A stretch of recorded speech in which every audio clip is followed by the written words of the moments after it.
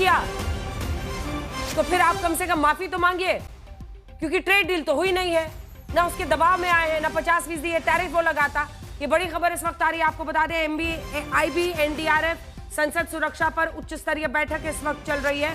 IB NDRF CISF और NSG के DG इस बैठक में शामिल हैं।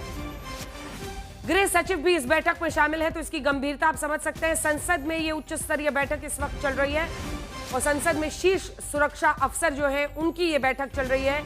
आने वाले वक्त में कई अर्धसैनिक बलों के डीजी संसद में इस वक्त पहुंचे हैं, उनकी बैठक चल रही है। आने वाले वक्त में तमाम जो एहतियाती कदम उठाने हैं और पाकिस्तान जिस तरह की मानसिकता दिखा रहा है, इन सब के मद्देनजर और देश के अंदर भी जो सुरक्षा इंतजाम है उसको लेकर ये चर्चा हो रही है। अरे एक वारिस साहब, दो नाव से आप पैर हटाइए, किसी एक नाव पे सवार होइए। या तो हम डर गए, हमने उसके दबाव में सीज फायर कर लिया, या फिर हम नहीं डरे, इस वजह से 50% वो टैरिफ लगा रहा है, हमने उसकी बात नहीं मानी। देखिए, भारत ना कभी डरा है ना कभी ज्ञान मत दीजिए सर, ज्ञान मत दीजिए। चुकाने की ताकत रखता है भारत। आपको ज्ञान देना पड़ेगा, अगर आप हम पे इल्जाम लगाएंगे तो आप ज्ञान लेने के लिए भी तैयार रहिए। अंजना जी, भारत की बात है, स्टैंड सिंपल है, हम सब भारत के साथ करें, लेकिन वहां पर बैठ के अगर कोई इस तरह की धमकी देगा तो बर्दाश्त नहीं होगा। ये वही वसीम मुनीर, आप इसको हल्के में क्यों ले रहे हो? इनका एक बयान था, अप्रैल की 16 तारीख को इन्हें भड़काऊ भाषण दिया था, उसके बाद पहलगाम हुआ, पहलगाम में हमारे बेगुनाह बेकसूर पर्यटकों को मार दिया गया है ना, उनका कत्लेआम कर दिया गया बीवी बच्चों का धर्म जाति के नाम पर। अब उसको अपन कंडेम नहीं कराएंगे, अगर इंटरनेशनल लेवल पे बात नहीं लेके जाएंगे तो हमारी फॉरेन पॉलिसी क्या है, फॉरेन स्ट्रेटेजी क्या है हमारी? तो भारत को खाली एमईए के जरिए से स्टेटमेंट देने से काम नहीं चलेगा ना अंजनी, जिसमें तो एक्शन लेना पड़ेगा।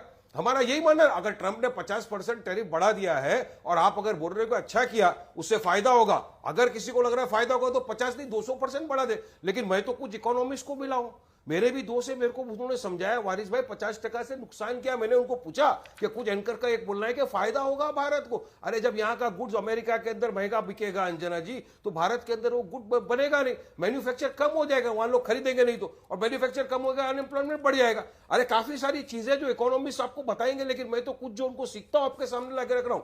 मगर फिलहाल भारत को जो खतरा है, भारत को तैयार रहने की बहुत जरूरत है। हमको हमारा डिफेंस का बजट बढ़ाने की जरूरत है, हमको पूरी तरह सक्षम रहना चाहिए। और ये वसीम मुनीर जो एक जोकर, जिसको अक्ल नहीं है, कुछ नहीं, उसको मुश्किल देगा। तो वाणिज्य राज्य मंत्री जितिन प्रसाद का लिखित बयान आया है सामने, जिसमें किसानों का हित सर्वोच्च बताया गया है, जिसकी वजह से दवाइयों पर अतिरिक्त टैरिफ नहीं है, यह भी जानकारी दी गई है। हम लगातार आपको बता रहे हैं 55% निर्यात पर रेसिप्रोकल टैरिफ, यह बड़ी खबर इस वक्त की हम आपको बता रहे हैं। टैरिफ पर 5 राउंड की बातचीत हुई है और भारत के निर्यात पर जो टैरिफ लगा है वो जानकारी वो दे रहे हैं। किसानों का हित सर्वोच्च है, जिसकी वजह से ये ट्रेड डील नहीं हुई है। जल्दी से 2 लाइन में अपनी बात पूरी कीजिए, फिर मैं आशुतोष जी के पास जाऊंगी। देखिए, इस टैरिफ लगने के 3-4 आयाम है जिस पर चर्चा हो रही है। जो भी आपके ये दोस्त साथी है ना, उनको भी आप समझा दीजिएगा। 3 बातें हैं। एक तो भारत के प्रोडक्ट्स महंगे होंगे तो अमेरिका के में लोगों के लिए दिक्कत आएगी, महंगाई बढ़ेगी। दूसरा, भारत अगर अपना फोकस अन्य बाजारों पर करता है और आत्मनिर्भर स्वदेशी पर देश में जोर देता है, इसी के साथ साथ प्रोडक्शन पर, मैन्युफैक्चरिंग पर जोर देता है, तो भारत के लिए आने वाले वक्त में बेहतर तैयारी होगी। तीसरी तरफ हमें आशुतोष जी आने वाले वक्त में हर चीज के लिए तैयार रहना है, लेकिन ब्रिक्स पर हम कितना भरोसा कर सकते हैं, क्योंकि आज यही वो सवाल है। हालांकि अभय दुबे जी का एक फैक्ट चेक मैं कर दूं, क्योंकि उन्होंने कहा था कि आज जब अंजना ओम कश्यप एंकरिंग कर रही है तब रशिया के डेप्यूटी प्राइम मिनिस्टर कह रहे हैं पाकिस्तान को शामिल करें, तो आप वो 1 साल पुरानी खबर आज बता रहे हैं अभय दुबे जी, क्योंकि मैंने जो अपनी रिसर्च टीम से मंगाया है उनके मुताबिक Russia's deputy prime minister Alexei Overchuk made 2 significant announcements in his Pakistan visit, और उनका वो पाकिस्तान विजिट 20 सितंबर 2024 को हुआ था। ये जियोपॉलिटिकल चेंजेस के तब उन्होंने कहा था कि पाकिस्तान को ब्रिक्स में शामिल कीजिए। हाँ, लेकिन हाँ, ये आर्टिकुलेशन का तरीका है। चीन ने भी उसके बाद बयान जारी किया है। हाँ, और आज भी रशिया और चीन दोनों उसका सपोर्ट कर रहे हैं, उसकी परमानेंट मेंबरशिप के लिए। मुझे लगा आपने कहा कि आज है, इसलिए आशुतोष जी चाइना पर हम कितना भरोसा कर सकते हैं? क्या ये स्ट्रैटेजी सही है? मैं तो आज इस बहस को लाना चाहती हूँ कि हम जो कर रहे हैं इस वक्त, हम ब्रिक्स पर अगर जोर दे भी रहे हैं तो हम चीन से पर कितना भरोसा कर सकते हैं? और देखिए ट्रंप क्या कर रहे हैं, न सिर्फ ट्रंप मुनीर का एक गठजोड़ बन रहा है, वो चाइना को भी धीरे धीरे रिझा रहे हैं। वो 90 दिन का एक्सटेंशन और बार बार मतलब अब चीन भी उनको अच्छा लगने लगा इंडिया के सामने। अंजना जी, जो सवाल आपने पूछा है उसका एक संदर्भ है, और वो जो आसिम मुनीर ने कहा, पहले मैं उस बारे को थोड़ा सा स्पष्ट कर दूं, फिर मैं चाइना पे आता हूं तो बात ज्यादा बेहतर तरीके से होगी। आसिम मुनीर का बयान दो कारणों से महत्वपूर्ण है। पहली बात यह कि भारत के जब एयर मार्शल AP सिंह ने कहा कि हमने 6 पाकिस्तान के विमान गिराए हैं, उसके बाद यह बयान है। उसके बाद उन्होंने जो बयान दिया वो अमेरिका की धरती से बयान दिया है। तो अमेरिका की धरती से बयान देना, और अमेरिका अगर भारत को अपना दोस्त मानता है, और हम मानते हैं कि डिप्लोमेटिकली हमने कोई ब्रेकडाउन किया नहीं है, तो एक अमेरिका की जमीन से आसिम मुनीर का इस तरीके से बयान देना दरअसल भारत को संदेश देने की कोशिश ट्रंप भी कर रहे हैं और आसिम मुनीर भी कर रहे हैं। लेकिन दूसरी बात, महत्वपूर्ण सवाल यह है कि आसिम मुनीर हो या डोनाल्ड ट्रंप हो या अमेरिका हो या चाइना, 140 करोड़ के हिंदुस्तानियों को वो ना तो धमकी दे सकते हैं, ना ये सोच सकते हैं कि आप हिंदुस्तानियों को डरा रहे। हिंदुस्तान न कभी डरा है, न कभी डरेगा।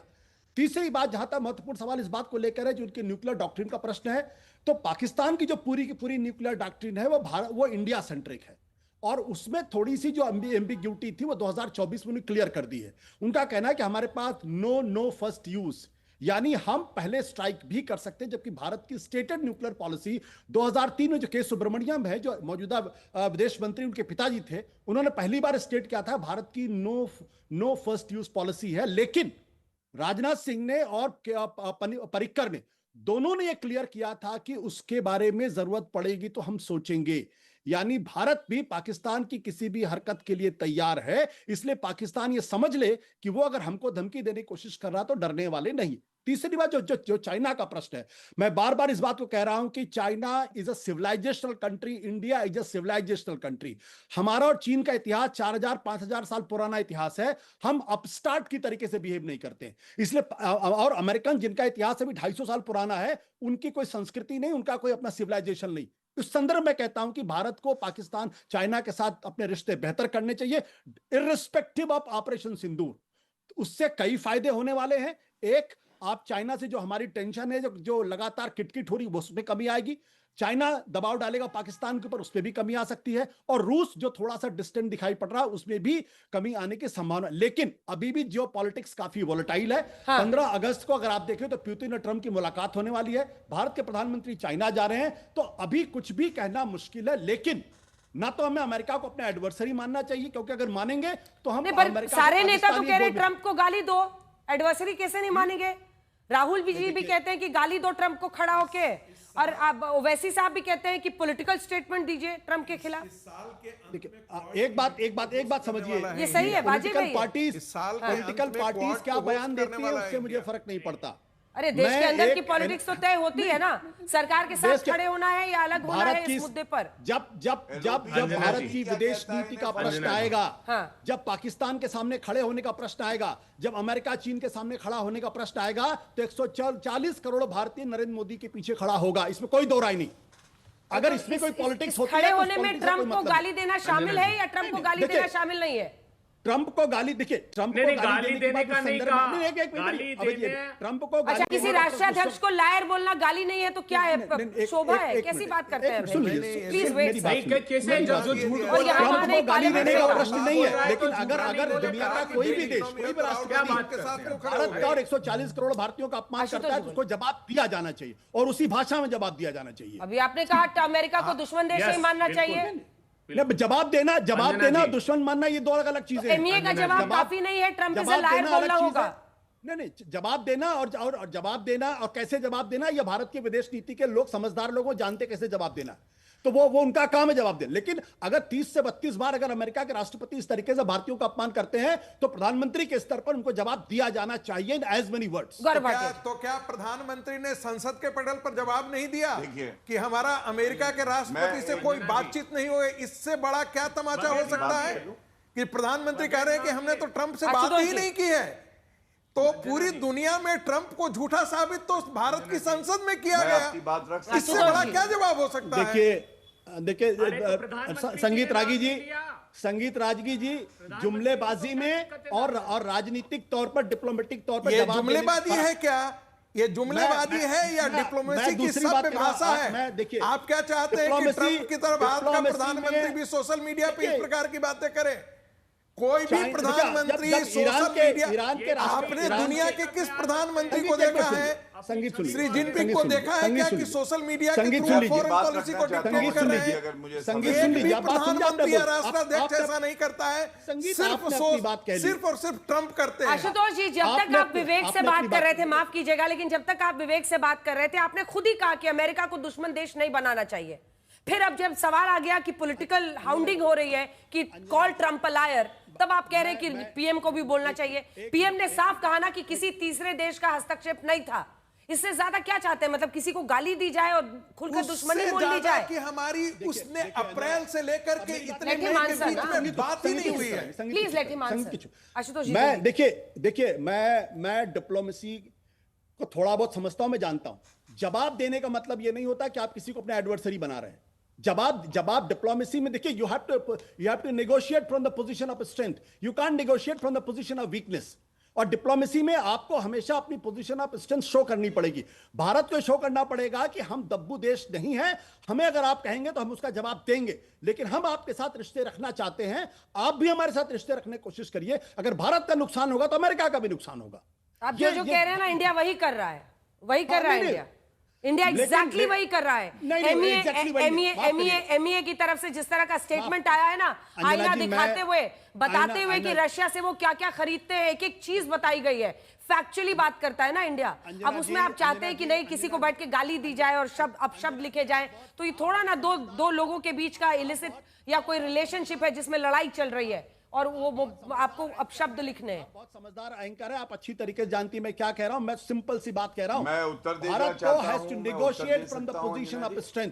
भारत ने ऑपरेशन सिंदूर के बाद अपनी पोजीशन कमजोर की है, इसीलिए दुनिया के देशों में आज की तारीख में भारत के साथ कोई खड़ा नहीं बसी। गौरव जी जवाब दीजिए। गौरव जी जवाब। ये सच्चाई है, उसको एडमिट करना चाहिए। एक सच्चाई ये भी है कि हमने न्यूक्लियर देश पर हमला किया और किसी ने चू तक नहीं किया।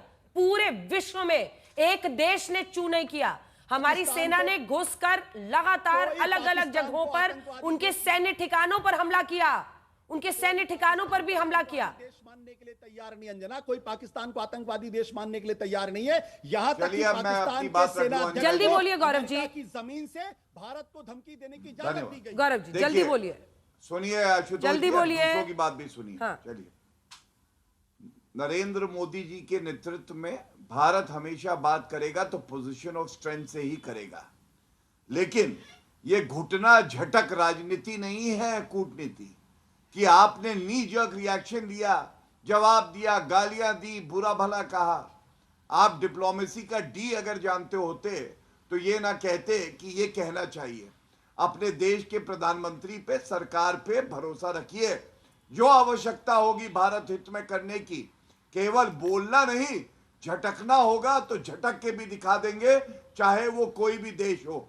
लेकिन रूलिंग पार्टी का प्रवक्ता होने के नाते मैं समझता हूं किसी चर्चा में भी किसी राष्ट्राध्यक्ष के लिए अपशब्द कहना या इस तरह की चर्चा करना भारत के हित में नहीं हो सकता। दूसरी बात, नरेंद्र मोदी जी संसद के पटल पे बोल रहे थे, ये तथ्य आपसे कैसे छूट गया आशुतोष जी कि अमेरिका के उपराष्ट्रपति का फोन आया, उन्होंने कहा पाकिस्तान जो है भारत पे अटैक करेगा, और नरेंद्र मोदी जी ने जवाब दिया कि अगर वो गोली चलाएंगे तो हम बारूद गोला चलाएंगे। ये बात आपको नहीं याद रहेगी क्योंकि आपको अपनी राजनीति करनी है यहाँ पे ओछी घटिया। एआईएमआईएम को जवाब देना चाहता हूं। एआईएमआईएम के प्रवक्ता को यह भी नहीं पता है पिछले 11 साल में highest defence budget Narendra Modi ji की सरकार में इस साल आया है, लेकिन ये कह रहे बड़ा ही है। दूसरा, सबसे ज्यादा जो एक्सपोर्ट हुआ है डिफेंस का जो भारत में निर्मित है वो करीब 25,000 करोड़, ये 4 गुना ज्यादा है यूपीए के समय से। ये नरेंद्र मोदी जी के नेतृत्व में हुआ है। और एक बात और कहूंगा धैर्य की जो मैंने करी, आप याद करिए मालदीव्स के प्रेसिडेंट मोइजो ये नवंबर 2023 में चुनाव लड़े, इंडिया आउट कैंपेन, यही सारे लोग ये तंज कसा, मोदी जी पे बुरी बात कही, लेकिन हमने वो किया जिससे उसके बाद प्रेसिडेंट मोइजू धैर्य दिखाया तो भारत भी आए और उन्होंने नरेंद्र मोदी जी को वहां गेस्ट ऑफ ऑनर बनाया और आज रिश्ते सुधर गए हैं। इसीलिए मैंने कहा घुटना झटक राजनीति और कूटनीति हानिकारक होती है, इनको शायद समझ में नहीं आता। ठीक, अभय जी जल्दी से उसके बाद से मुझे जाना है आशुतोष जी के पास। अंजना जी सही समय पर जवाब भारत को देना चाहिए। हमारे पास बैकबोन है और ये हमेशा से हम करते रहे हैं। जहां तक बात चाइना की रही तो हमको सतर्कता बरतनी चाहिए। चीन का पूरे विश्व का 31% मैन्युफैक्चरिंग है। चीन के साथ 152 देशों ने रोड बेल्ट इनिशिएटिव में पार्टिसिपेट किया है। आसियान जो अमेरिका ने बनाया था, उस आसियान पर FTA 2000 से फ्री ट्रेड एग्रीमेंट चाइना ने किया है और कोरिया और जापान जैसे देश ट्रायंगुलर रिलेशन रख रहे हैं, अमेरिका से भी रखते हैं और चीन से भी रख रहे हैं। आज आप जो अफ्रीकी देश हैं सारे 52-53 देश, वो भी चाइना की तरफ इंक्लाइंड है। तो हमको ये सेफ्टी मेजर्स रखने चाहिए चाइना के रिलेशन के साथ, नो डाउट, लेकिन हमारे हितों के साथ। $100 बिलियन से अधिक का इंपोर्ट हमने करके हमारा MSME पूरा स्पॉइल कर लिया है चाइना के साथ। तो हमको एक स्ट्रेटेजिक अच्छे रिलेशन इन सब पड़ोस के देशों के साथ रखने चाहिए। जो हम छोड़कर भाग गए सार्क और साउथ एशिया, हमको वापस उस पर कदम जमाने चाहिए, क्योंकि कंटेंट कर लिया है चाइना ने भूटान को, नेपाल को, अफगानिस्तान को, श्रीलंका को, पाकिस्तान को, इन सब देशों को, और हमको आइसोलेट कर दिया। उपराष्ट्रपति अमेरिका के जिनके बारे में ऑन रिकॉर्ड पार्लियामेंट में कहा गया कि उन्होंने फोन किया था कि पाकिस्तान बड़ा कुछ अटैक करेगा तो भारत की तरफ से प्रधानमंत्री नरेंद्र मोदी ने कहा कि छोटा अटैक करेगा हम बड़ा करेंगे, गोली का जवाब गोले से देंगे। ये बात क्यों कन्वीनियंटली आप लोग भुला देते हैं? आपका सवाल मुझसे है? हाँ जी आपने हाथ उठाया था, जल्दी बोले। नहीं, मैं तो एक ही बात कहूंगा कि अभी डिफेंस बजट की बात की जा रही है। 2007 के बाद से भारत के डिफेंस बजट का जो कंट्रीब्यूशन, जो एलोकेशन है, लोवेस्ट 1.89%। इसके पहले वाले साल में 1.92% था। और मनमोहन सिंह के जमाने से लेकर 2017 तक भारत का जो डिफेंस में जो डिफेंस में था, नहीं, अब मैंने आप बीच में नहीं टोका प्लीज, वो 2.5 से कम कभी नहीं था। 1.89% ऑफ द GDP समझ में नहीं आ रहा है क्या? 1.89% ऑफ द GDP समझ में नहीं आ रहा? 17 साल का लोवेस्ट है, 17 साल का लोवेस्ट है। आपको नहीं समझ। अगर आप गूगल नहीं कर सकते तो मैं आपकी मदद नहीं कर सकता हूँ। भारत का पिछले 17 साल की सरकार ने किया था lowest defence budget, lowest in India. कौन सा डिफेंस बजट मनमोहन सिंह की सरकार के समय कौन सा मनमोहन सिंह की लोवेस्ट है 1.89%। I challenge you. अरे एब्सोल्यूट नंबर में कहा जा रहा है, आवाज नीचे कीजिए। एक सेकंड। एब्सोल्यूट नंबर में बात हो रही है, एब्सोल्यूट नंबर में आशुतोष जी, एब्सोल्यूट नंबर में बात हो रही है। उनका कहना है एब्सोल्यूट नंबर में ज्यादा, लेकिन मेरे सवाल का तो जवाब दीजिए। आपसे पूछा जाए, कुछ आवाज नहीं जा रही है क्या?